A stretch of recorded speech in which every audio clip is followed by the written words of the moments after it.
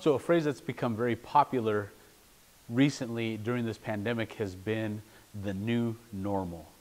And people are using that as a phrase to really identify what we're going through right now and trying to attach some sense, I believe, of normalcy to it.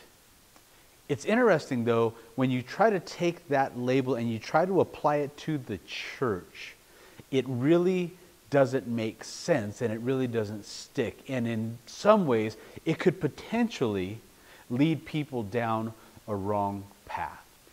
The reason I say that is I believe that right now, the way that we are having to meet is very abnormal. It is not the way that it's intended for us to be. Now, I am thankful to God for putting us in an age where we do have the means to meet the way that we are meeting digitally, and to be able to communicate in the way that we are communicating that we would never have had in the past. But I would still say and commend to you the idea that what we are doing right now is very, very abnormal, and in fact is outside of the design of what God has for His church.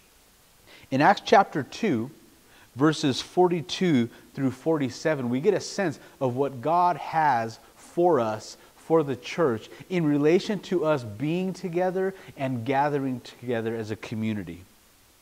And they devoted themselves to the apostles' teaching and the fellowship, to the breaking of bread and prayers. And awe came upon every soul, and many wonders and signs were done through the apostles. And all who believed were together and had all things in common, and they were selling their possessions and belongings and distributing the proceeds to all as any had need. And day by day, attending the temple together and breaking bread in their homes, they received their food with glad and generous hearts, praising God and having favor with all the people. And the Lord added to their number day by day those who were being saved. Friends, could I commend to you that God is a God of community. He is a God of relationship. He in and of Himself, as Father, Son, and Holy Spirit in the triuneness of the Godhead, is a community. And as such, God has designed us, He has wired us as people to be together, to be connected with one another, face to face, shoulder to shoulder, having all things together and being together as this passage commends to us. And more so than that, what you see in this particular passage is that is actually the means by which God grows His church. One of the fundamental ways that people come to know Jesus Christ is by seeing the gathered church being the gathered church. That's what we see here in this first century example.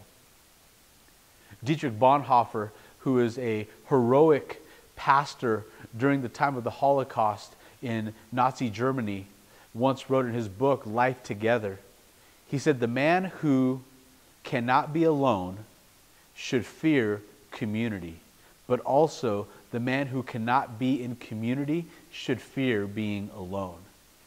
You see, you do need those times to be by yourself. You do need those times of solitude, but God has also ingrained within you a natural wiring for being together with other believers. So in this time, friends, may I commend to you to find ways to still find community even within the digital space. To Zoom call people if you have to pick up the phone, to FaceTime people, whatever it may be, to try to develop that community, but also to recognize and to long for the day that we will meet together face to face as we worship the God, we're living God together, as we serve Him together, and as we treasure Christ together.